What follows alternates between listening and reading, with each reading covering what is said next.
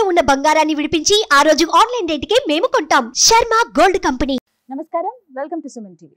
ఈ క్రోధినామ సంవత్సరంలో 27 నక్షత్రాల్లో జన్మించిన వారికి ఎలాంటి ఫలితాలు ఉండబోతున్నాయి, అలాగే వారు చేసుకోవాల్సిన పరిహారాలు ఏమిటి, వీటి గురించి వివరించేందుకు ప్రస్తుతం మనతో పాటు ఉన్నారు ప్రముఖ జ్యోతిష్యులు, తంత్రశాస్త్ర కోవిదులు డాక్టర్ ప్రదీప్ జోషి గారు. వారితో మాట్లాడి మరిన్ని విషయాలు తెలుసుకుందాం.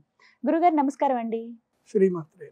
గురుగారు, ఈ క్రోధినామ సంవత్సరంలో వివిధ నక్షత్రాల వారికి ఎలా ఉందో తెలుసుకోవాలనుకున్నాం. ఎందుకంటే మీ ప్రత్యేకతే అది.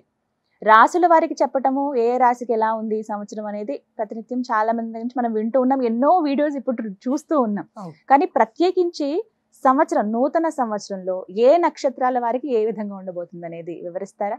నక్షత్ర ఫలితములోనే ఉంటాయి. ఒకటి మనం గుర్తుపెట్టుకోవాలి, చాలా మందికి వాళ్ళ జన్మ నక్షత్రం ఏందో కూడా వాళ్ళకి తెలియదు. మీ పేరు? గీతాంజలి. గీతాంజలి. గీతాంజలి అంటే గాగి గూగే ధనిష్టా నక్షత్రము. గాగి అంటే రెండో అక్షరము, ధనిష్టా నక్షత్రం రెండో అక్షరం కాబట్టి మీది మకర రాశి అని చెప్పేస్తారు. కానీ ఇది కాదు. గీతాంజలి డేట్ ఆఫ్ బర్త్ బట్టి ఆమె date of birth, time, place ఇదన్నీ కూడా ఏ రోజు పుట్టారు, ఏ సమయంలో పుట్టారు, ఏ ప్రదేశంలో పుట్టారు, దీని మీద గణన వేసుకుంటే ఆ రోజు గ్రహస్థితి బట్టి ఆ రోజు చంద్రుడు ఏ నక్షత్రంలో ఉంటే అది మీ జన్మ నక్షత్రం అవుతుంది. గీతాంజలి అనే పేరు మీద మీది ధనిష్టా నక్షత్రం రెండో పాదం మకర రాశి, మీకు ఏలినాటి శని ఉందని చెప్తే దెబ్బకి భయపడిపోతారు. ఎందుకోసం అంటే అది అది మీ జాతకం కాదు.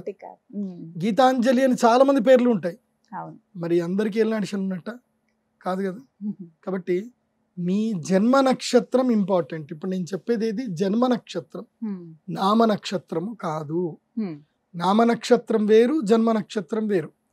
నామ నక్షత్రానికి ఏ రాశి ఫలాలు గాని ఏ గోచార ఫలితాలు గాని వర్తించవు. పేరు పేరే, పేరులో కొంచెం బలం ఉండాలి, అంతకు మించి ఏం లేదు. అది న్యూమరాలజీ అనుకోండి. నేను చెప్పేటువంటి పరీక్ష ఏవైతే నక్షత్ర ఫలితాలు ఏవైతే ఉన్నాయో ఇవి జన్మ నక్షత్రం అయితే తెలుసుకోవాలి. మీ జన్మ నక్షత్రం మీకు తెలియదంటే నా వెబ్సైట్కి విజిట్ అవ్వండి. అక్కడ మీ date of birth, time, place అన్ని కూడా ఎంటర్ చేయండి.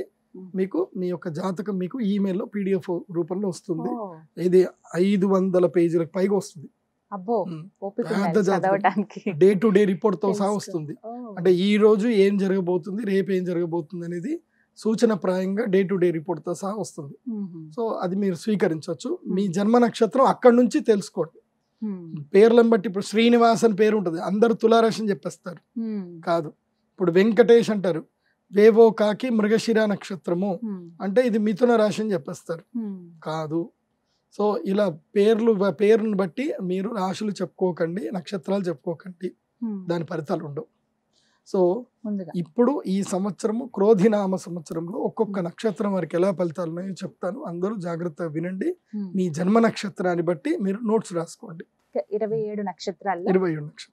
మొదటిది అశ్విని నక్షత్రం వారికి ఈ క్రోధినామ సంవత్సరంలో ఏ విధంగా ఉండబోతుంది అంటారు? అశ్విని నక్షత్రం. అశ్విని నక్షత్రం మేషరాశి లోపలికి వస్తుంది. ఈ సంవత్సరం అశ్విని నక్షత్ర జాతకులు అదృష్టవంతులు, వితౌట్ ఎనీ డౌట్. వీళ్ళు మహాద్భుతమైన అదృష్టవంతులు. వీళ్ళకి బాగా కలిసి వస్తుంది. సరికొత్తమైనటువంటి అవకాశాలు వస్తాయి. ఆలోచన విధానం మారుతుంది. అయితే నేను అశ్విని నక్షత్రం వారికి చెప్పేది ఏంటంటే, మీరు ఎక్కడైతే ఈ లాస్ట్ ఇయర్ అంతా కూడా ఉండి మీ జీవితంలో ప్రోగ్రెసివ్ రాలేదో ఆ ప్లేస్ వదిలేయండి. అంటే ఇల్లు ఏమైనా ఉంటే ఇల్లు మారండి. ముఖ్యంగా అశ్విని నక్షత్ర జాతకులకు నేను చెప్పేది ఏంటంటే, మీరు తూర్పు ద్వారము కలిగినటువంటి లేదా దక్షిణ ద్వారం కలిగినటువంటి ఇళ్లకు షిఫ్ట్ అవ్వండి. అద్దె ఇండ్లు ఉండేవాళ్ళు, అద్దె ఇళ్ళ సొంత ఇంట్లో ఉన్న మేము ఎట్లా వెళ్ళిపోవాలి గురుగారు అంటే, ఏం పర్వాలేదు, ప్రతిరోజు కుజగ్రహానికి చక్కగా పూజ చేసుకోండి. ఈ సంవత్సరం మీకు మహాద్భుతమైనటువంటి గురుబలం రాబోతుంది. చాలా బాగుంది. మేషరాశి వారికి బాగా సంపాదిస్తారు. పోయిన సంవత్సరానికి ఈ సంవత్సరానికి మంచి డిఫరెన్స్ కనిపిస్తుంది. అయితే సెప్టెంబర్ నెలలో మాత్రం గండాలు ఉంటాయి. సెప్టెంబర్లో దెబ్బలు దాకే అవకాశం ఉంటుంది. సెప్టెంబర్ మాత్రం జాగ్రత్తగా ఉండండి. వినాయక చవితి ఆ టైంలో జాగ్రత్తగా ఉండండి. మిగతా మొత్తం కూడా ఈ సంవత్సరం మీకు బాగుంది.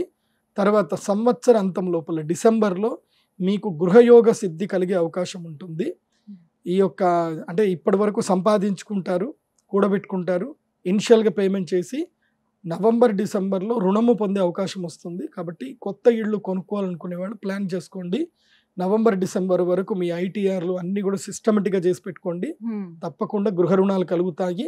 ఎందుకోసం అంటే రుణ సమయం ఉంటుంది, ఏది సంవత్సరాంతంలో నవంబర్ డిసెంబర్ జనవరిలో రుణ సమయం కాబట్టి ఆ సమయంలో గృహ రుణాలు చేసుకుంటారు. ఉద్యోగంలో బాగా మంచిగా ఉంటుంది, కీర్తి ప్రతిష్టలు వస్తాయి. ఈ సంవత్సరం మేషరాశి వారికి అద్భుతంగా ఉంది. ఈ సంవత్సరము అశ్విని నక్షత్రం వారికి చాలా బాగుంది. దైవ ధ్యానం తప్పకుండా చేసుకోండి. సంవత్సరం మొదల్లో మీ యొక్క నక్షత్రానికి అరిష్టం ఉంది కాబట్టి గ్రహణ సమయంలో అరిష్ట నివారణ తంత్రం చేయించుకోండి. అదేవిధంగా మే 1 తర్వాత అక్షయ తృతీయ వస్తుంది. ఆ అక్షయ తృతీయకి మీ గ్రహస్థితి మారబోతుంది కాబట్టి ఆ గ్రహస్థితికి అనుకూలంగా మీకు అమ్మవారి యొక్క అనుగ్రహం కలగడానికి శ్రీ మహాలక్ష్మీదేవి యాగం చేయించుకోండి, బాగుంటుంది. చక్కగా వివరించారండి. నమస్కారం. శ్రీమాత.